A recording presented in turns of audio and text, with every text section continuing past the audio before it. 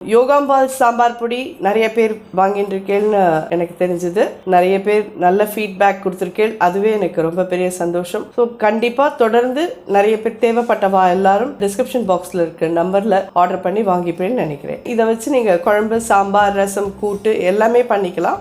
வணக்கம், நான் உங்கள் அபிமான யோகாம்பால் சுந்தர்.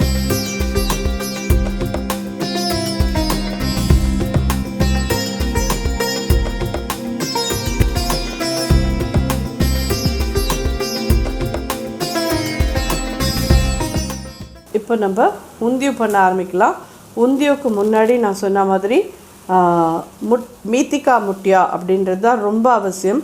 அது என்னென்னு கேட்டீங்கன்னா, வெந்தயக்கீரை நல்லா ஆஞ்சிட்டு வாஷ் பண்ணி நல்லா தண்ணியெலாம் வடிய விட்டு கட் பண்ணி எடுத்துருக்கேன்.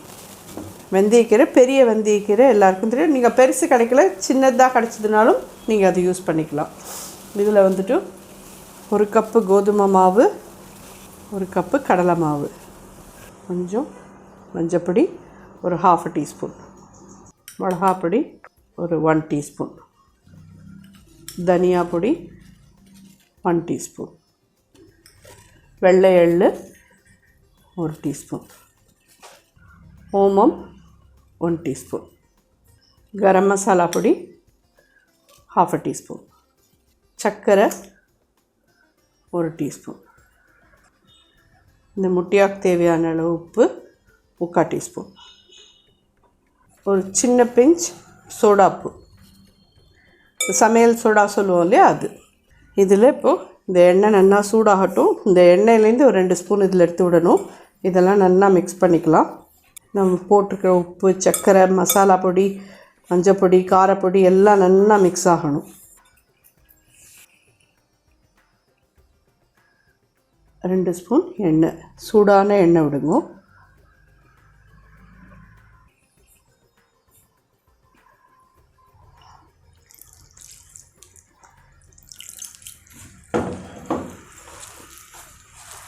ஜஸ்ட்டு ஒரு 1/4 கப் தண்ணி தான் நான் விட்டுருப்பேன். அதுக்கு மேலே தேவையில்லை. நல்லா டைட்டாக பிசைஞ்சு தான் இதை உருட்டி போடணும். அதே மாதிரி இது எல்லாமே எங்களால் ஒரே நாளில் பண்ண முடியாது, வாஸ்தவம் ஒத்துக்கிறேன். இந்த முட்டையாவெல்லாம் நீங்கள் உங்களுக்கு டைம் கிடைக்கிறதே பண்ணி எடுத்து டப்பாவில் போட்டு வச்சுட்டேன்னா இது ஸ்நாக்ஸ் மாதிரியும் சாப்பிடலாம். இன்ஃபேக்ட் அப்படி இல்லை, நீங்கள் இதை முன்னாடியே டைம் இருக்கிறதே பண்ணி டப்பாவில் போட்டு எடுத்து வச்சுட்டு உந்தியா பண்ணுற அன்றைக்கி அப்படியே எடுத்து நீங்கள் யூஸ் பண்ணிக்கலாம். கையில் இந்த மாதிரி எண்ணெய் தடவிக்கோங்க.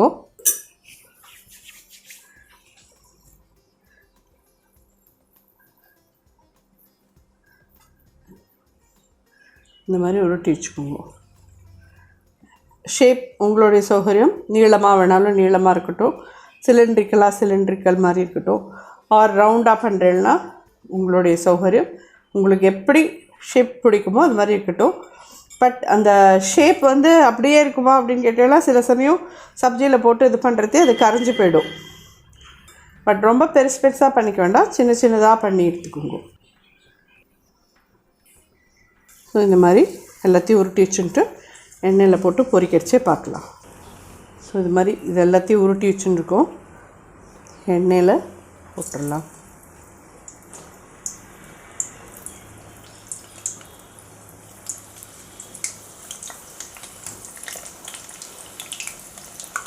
இதில் ஒரு இது நான் உங்களுக்கு சொல்கிறதுக்கு மறந்து போயிட்டேன். ஆம்ச்சூர் பொடி போடணும். ஆம்ச்சூர் பொடியும் நீங்கள் நான் போட்டு பிசைஞ்சு உருட்டிட்டேன், வீடியோவில் காமிக்க மறந்து போயிட்டேன். ஆம்ச்சூர் பொடி ஒரு டீஸ்பூன் இதில் ஆட் பண்ணிக்கோங்க. இப்போ இதில் இன்னொரு இது இருக்குது. என்ன இருக்குன்னா, இந்த எண்ணெய் இருக்குது பார்த்தீங்களா, இந்த மீத்திக்காய் முட்டியா பொரிக்கிற இந்த எண்ணெயும் நெய்யுமா கலந்து தான் நம்ம உந்தியூ பண்ணணும். அப்போ தான் வந்து அந்த உந்தியூவில் வாசனை வந்து இந்த மீத்திக்காய் முட்டியாவோட வாசனை இன்னும் நல்லா தூக்கலாக இறங்கும். இதோட எசன்ஸ் எல்லாமே அந்த எண்ணெயில் இருக்கும். ஸோ நீங்கள் அதுக்கு தனியாக எண்ணெய் யூஸ் பண்ணாமல் இந்த எண்ணெயை யூஸ் பண்ணி அந்த சப்ஜி பண்ணிடலாம். நல்லா பொரியட்டும். நல்லா கோல்டன் கலரில் எல்லாம் பொரிஞ்சது எடுத்துடலாம். இதெல்லாம் ஊசியெல்லாம் அடங்கி நல்லா டார்க்காக நல்லா ஜோராக பொரிச்சு எடுத்தாச்சு.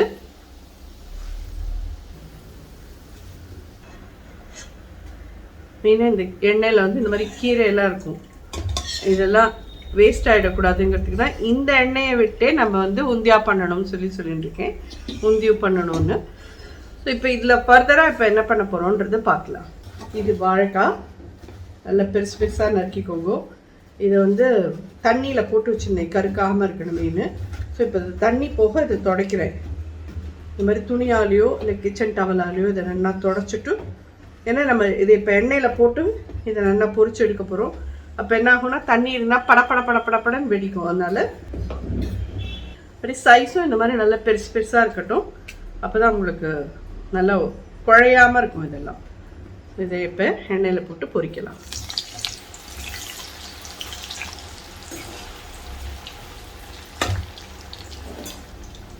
இந்த வரி கத்திரிக்காய் இருக்கும் பார்த்தீங்களா, அது இருந்தால் நல்லாயிருக்கும். ஃப்ரண்ட்டில் இருக்கிற அந்த கொண்டையெல்லாம் எடுத்துகிட்டு பேக் சைடால் இது மாதிரி 4ஆக பொலந்து வச்சுக்கோங்க. என்ன கலர் மாறணும் அந்த அளவுக்கு பொரிச்சு எடுத்துடலாம். உந்தியோட இதுவே எல்லா வெஜிடபிள்ஸும் இந்த மாதிரி பொரிச்சு எடுத்துகிட்டு பண்ணுறது தான். நம்ம இன்றைக்கெல்லாம் இருந்தால் அதில் அப்படியே போட போகிறதுன்னு பார்த்தீங்கன்னா பச்சை பட்டாணி போடுவோம். நான் வந்து மொச்சை யூஸ் பண்ணுறேன். சுருத்தி பாப்படி எனக்கு கிடைக்கல. ஸோ அவரைக்காயும் மொச்சையுமா நான் யூஸ் பண்ண போகிறேன். இதில் இருக்கிறது வாழைக்காய், இது சக்கரவள்ளி கிழங்கு, கத்திரிக்காய், இன்னும் உருளைக்கிழங்கு வரணும். உருளைக்கிழங்கு பொரிச்சு எடுத்துட்டோன்னா எல்லாத்தையும் பொரிச்சு எடுத்துடுவோம்.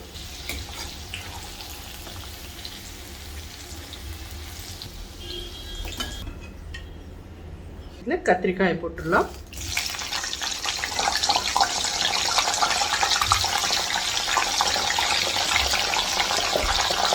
அதெல்லாம் இதுவும் நல்லா வதங்கிட்டு கத்திரிக்காய்க்குள்ளே குத்தினோன்னா போட்டு பாருங்க ஈஸியாக. கத்திரிக்காயும் எடுத்து வச்சுக்கலாம். இது சக்கரவள்ளி கிழங்கு.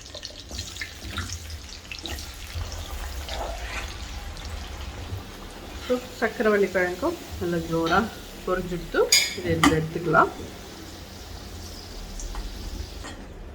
ஃபைனலாக இது குட்டி பேபி பொட்டேட்டோஸ்.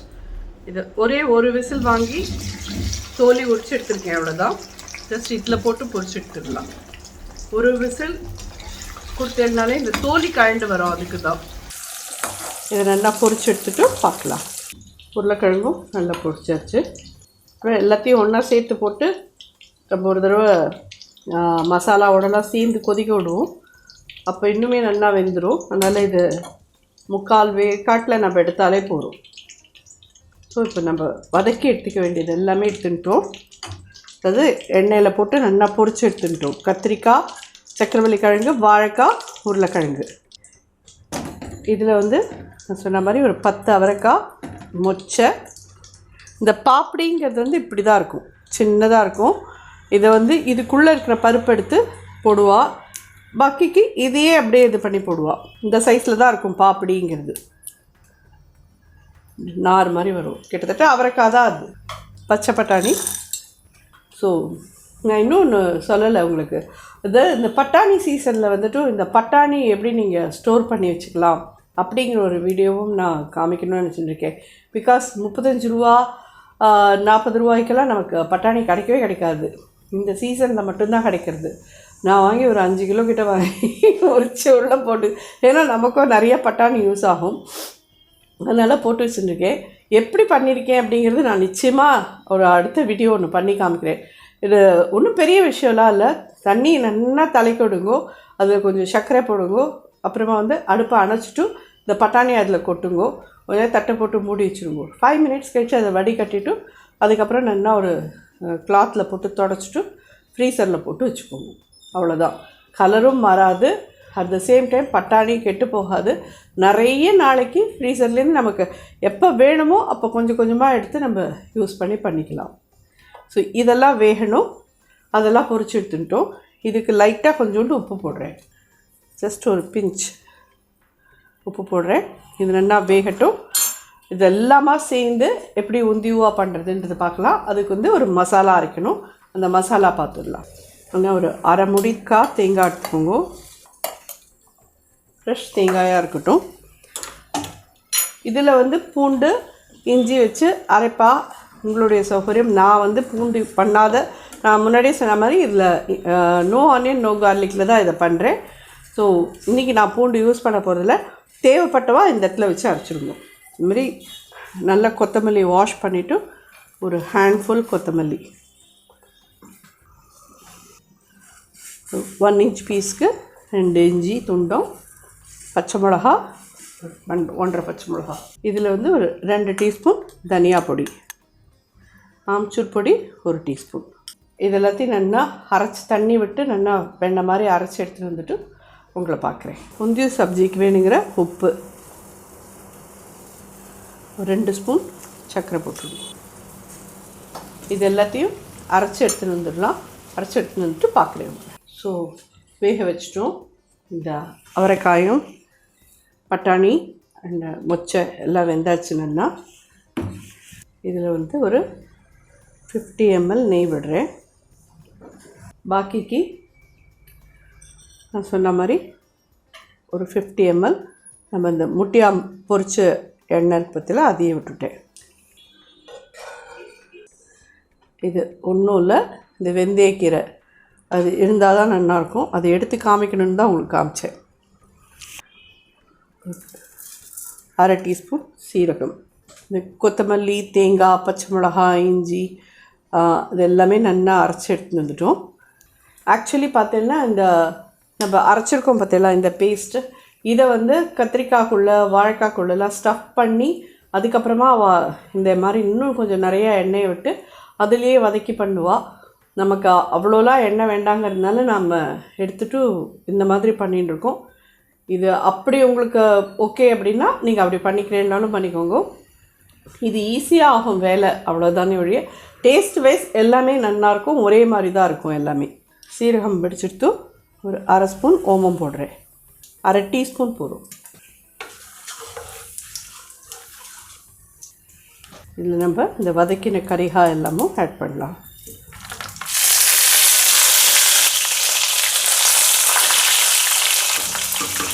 கால் ஸ்பூன் மஞ்சப்பொடி, 1/2 டீஸ்பூன் காரப்பொடி. நம்ம பச்சை மிளகாலாம் வேறு அரைச்சி விட்டுருக்கோம், நல்லா பார்த்து போட்டுக்கோங்க. கரம் மசாலா பொடி ஒரு 1/2 டீஸ்பூன். இப்போ இந்த கரிகாய் எல்லாமும் இதில் ஆட் பண்ணிக்கலாம். இந்த கரிகாய் எல்லாத்துக்கும் சேர்த்து கொஞ்சம் உப்பு போட்டுடலாம்.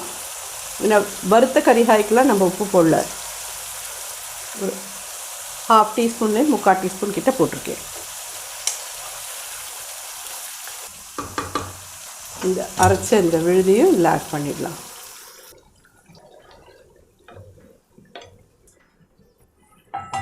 இந்த ஸ்டேஜில் இந்த முட்டியாலமும் இதில் ஆட் பண்ணிடலாம். இது மூடி போட்டு அப்படியே நல்லா கொதிக்க விடலாம். ஒரு 10 நிமிஷம் நல்லா ஒரு மீடியம் ஹை ஃப்ளேமில் நல்லா கொதித்து கெட்டியாகட்டும்.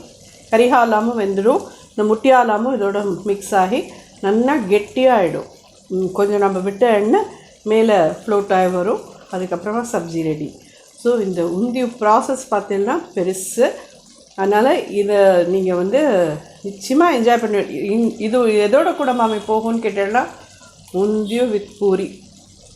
எங்கள் ஆத்து மாமா நிஜமாக சொல்லணும்னா குஜராத்தி ஃப்ரெண்ட்ஸ் யாராத்தி கல்யாணத்துக்காக போகிறோன்னா டிஃபன் பாக்ஸ் எடுத்துக்கோ, டிஃபன் நான் எடுத்துகிட்டு வர மாட்டேன் பாருங்க, அசிங்கமாக இருக்கேன். நான் நீ எடுத்துகிட்டு வரலன்னா கூட நானே அங்கேயே கேட்டு வாங்கிட்டு வரேன்னு சொல்லிட்டு கண்டிப்பாக சாப்பிட்டுட்டு எனக்கு ஒரு உந்தியூ ஒரு இது பேக் பண்ணி கொடுப்பா அப்படின்னு கேட்டு வாங்கிட்டு வருவார். அவர் ஃப்ரெண்டு வீட்டு விசேஷத்துக்கெல்லாம் போனால் இங்கே ஆற்றுக்கு வந்து அடுத்த 2 நாளைக்கு அதே வச்சுட்டு சாப்பிடுவார். அவருக்கு அவ்வளோ பிடிக்கும் இந்த உந்தியூ. ஆனால் வந்து சொல்கிற மாதிரி குஜராத்தி இதில் பண்ணடிச்சு எண்ணெய் நிறையா இருக்கும், அது கெட்டே போகாது. நம்ம கொஞ்சம் இன்றைக்கி பார்த்து தான் விட்டுருக்கோம். ஸோ இது எல்லாருக்கும் சரியாக இருக்கும்னு நினைக்கிறேன். ஒரு 5 மினிட்ஸ் கழிச்சு இது கெட்டியானதும் பார்க்கலாம். ஸோ இது ஒரு 10 மினிட்ஸாக இது மூடி இது பண்ணிட்டு இருக்கோம். இது இப்போ திறந்து பார்க்குறதே பார்த்தோன்னா எண்ணெய் ஒன்று சைடில் இருக்கும், இல்லைன்னா நடுப்புற இருக்கும். எங்கேயாவது இடத்துல உங்களுக்கு என்ன தெரியும், ஆனால் நம்ம ஃபுல்லாக எண்ணெய் மேலே வர அளவுக்கு எண்ணெய் விடலை, உங்களுக்கே தெரிஞ்சிருக்கும். நெய்யும் எண்ணெயும் ஒரு 50 ml தான் விட்டுருக்கேன் நான். ஸோ அது அவ்வளோதான். நிறைய வரணும் உங்களுக்கு அப்படின்னா அதுக்கு தகுந்த மாதிரி காரத்தையும் ஏற்றிக்கோங்க, அதுக்கு தகுந்த மாதிரி நீங்கள் எண்ணெய் நெய்யும் நிறைய விட்டுக்கோங்க, நல்லாயிருக்கும்.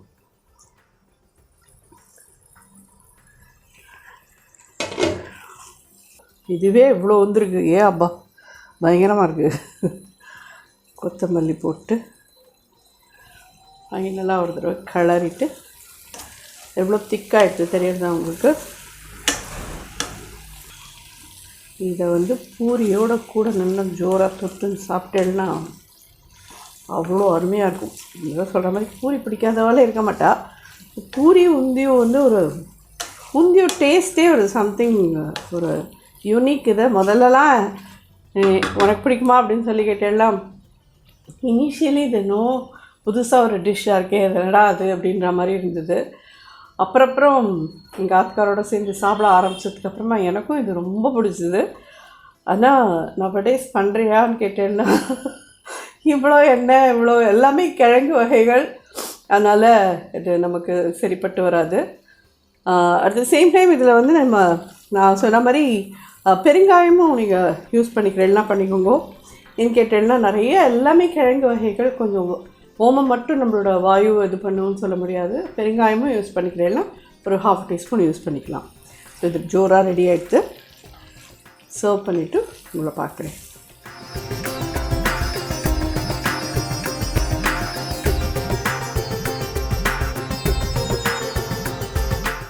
ஐ திங்க் இந்த டிஷ் உங்கள் எல்லாருக்கும் கண்டிப்பாக பிடிக்கும்.